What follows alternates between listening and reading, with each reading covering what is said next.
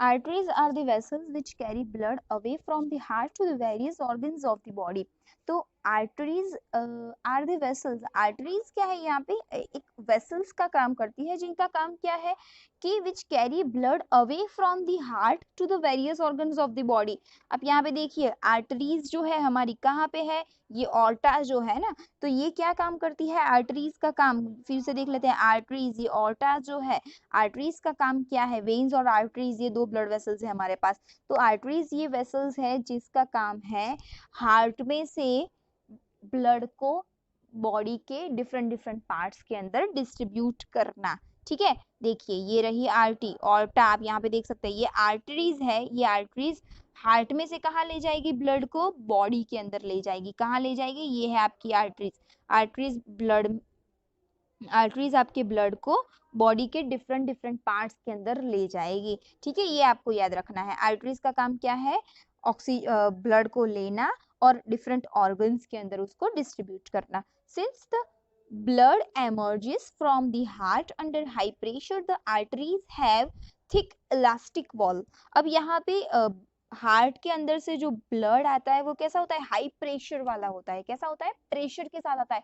आप सोचो कि ऊपर से जो टंकी में से पानी आता है, टंकी में से जो आपके सेकंड फ्लोर पे टंकी रखी हुई है, ऊपर से नीचे पानी आता है, तो आप सोचो कि उसका प्रेशर कैसा होगा, बहुत ही ज्यादा होता है। ठीक है, आप जो पानी नीचे से ऊपर ले जाते हो उसका प्रेशर ज्यादा होता है या ऊपर से नीचे आता है उसका ज्यादा होता है, ऑब्वियसली जो ऊपर से नीचे आता है। तो यहाँ पे भी एक हाई प्रेशर होता है, क्योंकि हार्ट में से पूरे बॉडी के अंदर ये ब्लड का फ्लो होता है। ठीक है, हार्ट में से पूरे बॉडी के अंदर इसको फ्लो करवाना होता है, तो इसीलिए यहाँ पे प्रेशर क्या होता है, ज्यादा होता है। तो प्रेशर ज्यादा होता है, तो इसी वजह से आर्टरीज के पास कैसी वॉल होनी चाहिए, थिक वॉल होनी चाहिए। कैसी, थिक मतलब कि जाड़ी मजबूत होनी चाहिए, elastic wall. Veins collect the blood from the different organs and bring it back to the heart. Veins का काम क्या होता है, देखिए ये रही हमारी vena cava. Vena cava veins जो है हमारी, वेन्स का काम क्या होता है, बॉडी में से ब्लड को ले जाके कहाँ पहुंचाती है, ये राइट एट्रियम में, मतलब हमारे हार्ट के अंदर। तो वेन्स का काम क्या होता है, डिफरेंट ऑर्गन्स में से ब्लड को कलेक्ट करना और हार्ट के अंदर ले जाना। They do not need thick walls because the blood is no longer under pressure. Instead, they have valves that ensure that the blood flows only in one direction. तो ये जो वेन्स है, वेन्स का काम है ब्लड को पूरे body के डिफरेंट डिफरेंट ऑर्गन्स में से, डिफरेंट डिफरेंट पार्ट में से हार्ट के अंदर ले जाना। और उनको इतने ज्यादा प्रेशर की रिक्वायरमेंट नहीं होती, नीचे से ऊपर पानी ले जाते हैं तो इतना प्रेशर चाहिए हमें, नो नहीं चाहिए वहां पे। तो इसीलिए वहां पे उनके पास इतनी थिक इलास्टिक वॉल्स नहीं होती, क्योंकि यहाँ पे ब्लड का उतना ज्यादा प्रेशर नहीं रहता। ओके, तो दे हैव वाल्व्स, उनके पास क्या होता है, वाल्व्स होता है जिस जो क्या इंश्योर करते हैं कि ब्लड का फ्लो बैक ना हो जाए। आप सोचो कि नीचे पैर में से ब्लड लेके आया, ऊपर तक ले आया हार्ट तक, और वहां से प्रेशर कम हो गया तो क्या हो जाएगा, ब्लड पूरा वापस नीचे चला जाएगा। तो इसीलिए वहां पे क्या होता है, एक वाल्व्स होते हैं जिसकी वजह से वो ब्लड का फ्लो बैक फ्लो ना हो जाए, इसी वजह से। So they do not need thick walls because the blood is, sorry, next point. On reaching an organ or tissue, the artery divides into smaller and smaller vessels to bring the blood in contact with all individual cells. अब ये जो हमारी arteries होती है, सबसे पहले मैंने आपको बात की ना कि आर्टरीज, आर्टरीज क्या करती है, हार्ट में से ब्लड को ले जाती है, ऑक्सीजनेटेड ब्लड को डिफरेंट पार्ट्स के अंदर।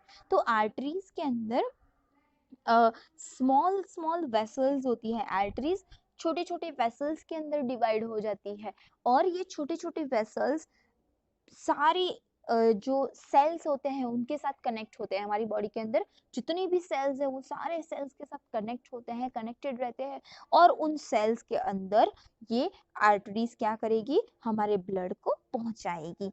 The smallest vessels have walls which are one cell thick and are called capillaries. जो सबसे स्मॉलेस्ट वेसल है, सबसे छोटी वेसल्स है, उसके पास क्या होती है, वॉल्स होती है, और एक which are one cell thick, एक सेल की जितनी थिक वॉल होती है, एंड उसको क्या कहते हैं हम, कैपिलरीज कहते हैं। कैपिलरीज किसे कहेंगे, कि सेल जितनी थिक जो वॉल होती है और सबसे स्मॉलेस्ट जो वेसल है उसे क्या कहेंगे हम, कैपिलरीज कहेंगे, blood capillaries. Exchange of materials between the blood and surrounding cells takes place across this thin wall। ये जो पतली सी जो वॉल होती है ना, उसी वॉल के थ्रू ये ब्लड का और जो आउटसाइड का जो सेल का जो मटेरियल है और उनका सबका जो एक्सचेंज होता है, ये इसी वॉल के थ्रू होता है, कैपिलरीज के वॉल के through. The capillaries then join together to form veins that convey the blood away from the organs और टिश्यू। तो कैपिलरीज क्या करती है, कैपिलरीज फिर सारी कैपिलरीज, अलग अलग कैपिलरीज एक दूसरे के साथ जुड़ जाती है और वो जुड़ने के बाद क्या बनाती है, वेन्स, जिसको हम क्या कहते हैं, नस वगैरह बोलते हैं ना, तो उसको वेन्स बनाती है। और वेन्स क्या करती है, ब्लड को that convey the blood away from the organs और टिश्यू, और उसको क्या करती है, वेन्स क्या करती है, ब्लड को ऑर्गन या टिश्यू से दूर ले जाती है वहां पे। ठीक है, तो ये हो गई बात ट्यूब्स के बारे में। अब हम बात करते हैं यहाँ पे देखिए, आपके एक इंसान को हाथ में खून बह रहा है, कभी कभार हमें लग जाती है ना ऐसी चोट वगैरह, तो ऐसे चोट लगने के बाद यू कैन सी दैट ऐसा मतलब कुछ हो जाता है ना, अपने आप ही खून आना बंद हो जाता है। ये कैसे होता है, अपने आप ही खून आना बंद हो जाता है, कभी कभार छोटी सी चोट लगती है और अपने आप वो बंद हो जाती है। तो this is happen just because of the platelets. हमारी बॉडी के अंदर क्या है, प्लेटलेट्स है। तो जैसे ही हमारे बॉडी के अंदर कहीं से भी लीकेज होना शुरू हो जाता है, ठीक है, तो naturally the loss of blood from the system has to be minimised. In addition leakage would lead to a loss of pressure which would reduce the efficiency of the pumping system. अब यहाँ पे क्या हो जाएगा कि जैसे ही blood निकलना शुरू हो जाएगा, तो जैसे ही आपकी बॉडी में से ब्लड निकलता है, ब्लीडिंग होना शुरू हो जाता है, तो ये सिस्टम को इफेक्ट करेगा।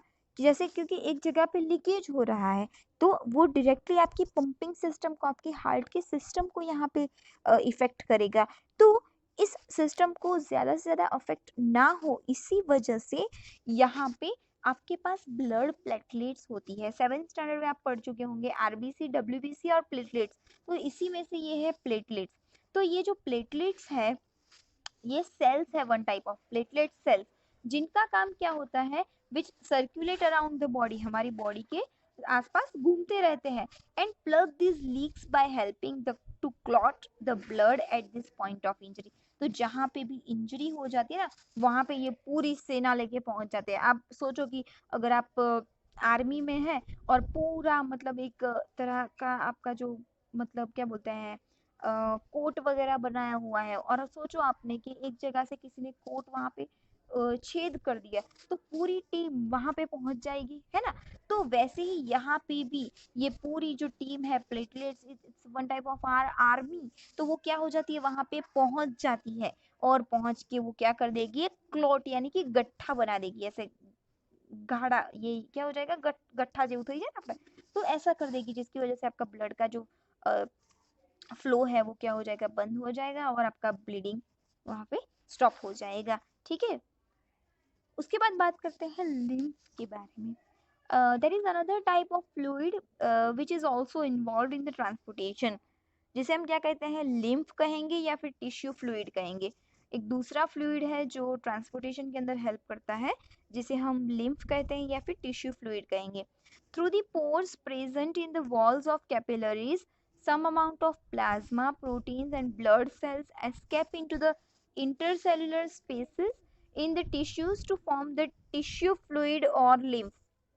क्या करते हैं कि हमारी जो वॉल्स है, कैपिलरीज की जो वॉल्स है, उसके अंदर पोर्स होते हैं, छोटे छोटे छेद होते हैं, और उसके अंदर से कुछ प्लाज्मा है, प्रोटीन है, ब्लड सेल्स है, वो उस छोटी छोटी पोर्स में से क्या हो जाते हैं, बाहर भाग जाते हैं, और वो क्या बनाते हैं, into the intercellular spaces in the tissues to form the tissue fluid और लिम्फ।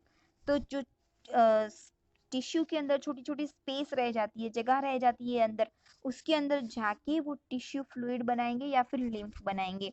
फिर से समझ लो कि लिम्फ एक्चुअली क्या है, एक फ्लूइड है जो ट्रांसपोर्टेशन के लिए हेल्प करता है। ब्लड कैपिलरीज की जो वॉल होती है उसके ऊपर क्या होते हैं, छोटे छोटे पोर्स होते हैं, होल होते हैं, छिद्र होते हैं, जो कुछ अमाउंट कुछ प्लाज्मा प्रोटीन और ब्लड सेल्स वहां से बाहर निकल जाते हैं और टिश्यू के जो अंदर जो स्पेस होती है वहां पे जाके वो क्या बनाते हैं, टिश्यू फ्लूइड बनाते हैं या फिर लिम्फ बनाते हैं। It is similar to the plasma of blood but colourless and contain less protein. ये क्या होता है, प्लाज्मा जैसा ही होता है बट एक्चुअली ये क्या होता है, कलरलेस होता है और प्रोटीन की अमाउंट बहुत ही ज्यादा कम रहती है। lymph drains into the lymphatic capillaries from the intercellular spaces which join to form large lymph vessels that finally open into the large veins। lymph का काम क्या है यहाँ पे, lymph क्या करेगा, lymph drains into the lymphatic capillaries from the intercellular space। अब ये जो इंटरसेल्यूलर स्पेस के अंदर जो लिम्फ बना हुआ है, ये लिम्फ कहाँ जाएगा, लिम्फेटिक कैपिलरीज के अंदर जाएगा। ये लिम्फेटिक कैपिलरीज कहाँ पे ज्वाइन होती है, एक पूरा लार्ज लिम्फ वेसल्स बनाएगी और ये लार्ज लिम्फ वेसल्स कहाँ पे खुलेगी, लार्ज वेन्स के अंदर खुलेगी। कहाँ पे खुलेगी, वेन्स के अंदर। फिर से समझ लो कि लिम्फेटिक कैपिलरीज के अंदर से सॉरी कि इंटरसेल्यूलर जो स्पेस होती है वहां से लिम्फ क्या करेगा, पूरा लिम्फेटिक कैपिलरीज के अंदर जाएगा और ये लिम्फेटिक कैपिलरीज कहाँ पे ज्वाइन होती है, लार्ज लिम्फ वेसल्स के साथ ज्वाइन होती है और ये लार्ज लिम्फ वेसल्स कहाँ पे ओपन होती है, लार्जर वेन्स के अंदर। अब ये लिम्फ जो है, तो lymph carries digested and absorbed fat from intestine. Lymph क्या करता है, जो इंटेस्टाइन के अंदर से लार्ज अमाउंट में जो डाइजेस्टेड और एब्जॉर्ब फूड फैट होता है उसको वो क्या करता है, एब्जॉर्ब करता है। क्या करता है, उसको ले जाता है। Drains access fluid from extra cellular space back into the blood. और क्या करेगा, एंड ड्रेन्स एक्सेस फ्लूइड, जो ज्यादा अमाउंट में जो फ्लूइड है और जो एक्स्ट्रा सेल्यूलर स्पेस के अंदर, सेल के अंदर जो ज्यादा अमाउंट में जो स्पेस है उसके अंदर कुछ ज्यादा ही फ्लूइड है, उसको वो ले जाके फिर कहाँ ले डाल देगा, ब्लड के अंदर ले जाएगा। ठीक है, तो ये पूरा लिम्फ का काम है। और ये हो गई बात लिम्फ के बारे में और पूरे हार्ट के बारे में। तो ये आप अच्छे से समझ लेना और ये सब कुछ आपको लिखना है, यहाँ से शुरू करना है, समझ लो एक बार, यहाँ से शुरू करना है। ये डायग्राम 3 टाइम्स ड्रॉ करना है। ગુજરાતી में बोल देती हूँ कि આ ડાયાગ્રામ 3 વાર તમારે દોરવાનો છે, બધા નામ સાથે પ્લસ આ બધે બધી 1 2 3 4 આ ડાયાગ્રામ ડ્રો કરવાનો છે, આ ડાયાગ્રામ ડ્રો કરવાનો છે, 5 6 7 અને 8 8 8 સ્લાઇડ્સ તમારે લખવાની છે ને 9 9 સ્લાઇડ્સ તમારે કમ્પલસરી લખવાની છે। બરાબર છે, ખ્યાલ આવી ગયો હશે તમને। હવે બીજી એક વાત કરીએ, ब्लड प्रेशर। ठीक है, बात करते हैं ब्लड प्रेशर के बारे में। ब्लड प्रेशर मेजर करवाने जाते हैं हम कि ब्लड प्रेशर एक्चुअली होता क्या है। कभी किसी का ब्लड प्रेशर हाई हो जाता है, कभी किसी का लो हो जाता है, बट ये एक्चुअली होता कैसे है। ठीक है, so blood pressure is what, the force that blood exerts against the wall of a vessel is called blood pressure. जितना ब्लड का प्रेशर, द फोर्स, जो फोर्स ब्लड ब्लड जो वॉल के ऊपर लगाता है, ठीक है, जितनी जो वॉल के ऊपर ब्लड वेसल्स की वॉल के ऊपर जितना ब्लड के थ्रू प्रेशर आएगा उसको हम क्या कहेंगे, ब्लड प्रेशर कहेंगे। ब्लड का प्रेशर, वॉल के ऊपर ब्लड का प्रेशर, उसे हम क्या कहेंगे, ब्लड प्रेशर कहेंगे। This pressure is much greater in arteries than in veins. Veins के कंपेयर में आर्टरीज के अंदर क्या होता है, ये प्रेशर बहुत ही ज्यादा होता है। The pressure of blood inside the artery during ventricular systole मतलब contraction, ventricular systole मतलब contraction is called systolic pressure। systolic pressure किसे कहते हैं, ये याद रखो स्टूडेंट कि the pressure of blood inside the artery, जो प्रेशर आर्टरीज के अंदर कॉन्ट्रैक्शन के थ्रू जनरेट होता है। आर्टरीज फिर से देख लो, कहाँ गई हमारी आर्टरीज, पल्मोनरी आर्टरीज, जो आर्टरीज के अंदर जो जनरेट होता है, देखो ये रही आर्टरीज, जो आर्टरीज के अंदर जो प्रेशर जनरेट होता है वो प्रेशर वहां पे उसे हम क्या कहेंगे, सिस्टोलिक प्रेशर कहेंगे। कॉन्ट्रैक्शन होगा आर्टरीज का और जो प्रेशर जनरेट होगा उसे हम क्या कहेंगे, सिस्टोलिक प्रेशर कहेंगे। और pressure in the arteries during ventricular diastole, मतलब जैसे ही आर्टरीज के अंदर से हम उसको वेंट्रिकल के अंदर डालेंगे तो जब भी वो वहां पे रिलैक्सेशन होगा उसे हम कहेंगे डायस्टोलिक प्रेशर। उसे हम क्या कहेंगे? Diastolic pressure. फिर से समझ लो, जब भी ब्लड आर्टरीज के अंदर आता है उसका जो कॉन्ट्रैक्शन होता है उसे सिस्टोलिक प्रेशर कहेंगे। और जब भी वो आर्टरीज से रिलैक्सेशन होगा आर्टरीज का और जो प्रेशर प्रोड्यूस होगा उसे डायस्टोलिक प्रेशर कहेंगे। The normal systolic pressure is about 120 mm of Hg। ये उसका रेश मतलब यूनिट है 120 mm ऑफ Hg। तो नॉर्मल जो सिस्टोलिक प्रेशर है वो कितना होगा? 120 mm of Hg। And diastolic कितना होना चाहिए? 80 mm ऑफ Hg। ऊपर નું જે કહે ને હાઈ પ્રેશર બ્લડ પ્રેશર એ 120 હોવું જોઈએ અને નીચેનું કેટલું હોવું જોઈએ? 80 હોવું જોઈએ, બરાબર છે? So next, blood pressure is measured with an instrument called sphygmomanometer. This is the name of the blood pressure meter. आपने देखा होगा ये ऐसा मेजरमेंट करने के लिए आता है ना, ब्लड प्रेशर मेजर करवाने जाते हैं तब। तो ये उसको क्या बोलते हैं? इस इंस्ट्रूमेंट को sphygmomanometer. Sphygmomanometer. High blood pressure is also called hypertension. High blood pressure जिनको रहता है उनको हाइपरटेंशन कहते हैं। And it is caused by the constriction of the arteries. तो जब भी आर्टरीज का कॉन्ट्रैक्शन होगा तब ये क्या होता है? हाई ब्लड प्रेशर होता है, which result in increased resistance to blood flow, जिसकी वजह से ब्लड का फ्लो क्या हो जाता है? कम हो जाता है।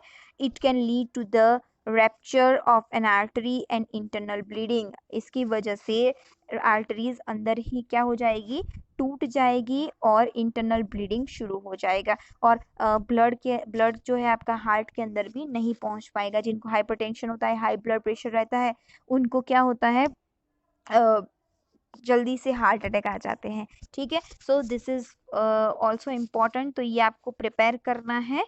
ठीक है, यहाँ पे Hg यानी कि क्या है? ये आपका मर्क्यूरी है। Hg यानी कि क्या है? मर्क्यूरी के बारे में बात की गई है। वो 80 मिलीमीटर ऑफ Hg मर्क्यूरी। ठीक है, तो ये आपका ब्लड प्रेशर के रिगार्डिंग इंफॉर्मेशन था। तो मैंने आपको बता दिया आपको क्या क्या लिखना है, ये सारी चीज़ें आपको लिखनी है। So it's all about the heart. जितना आपको मतलब अच्छे से हार्ट ड्रॉ करना आता है ना बैक पेज पे, उतना अच्छे से इसको समझ लेना। ठीक है, थैंक यू सो मच।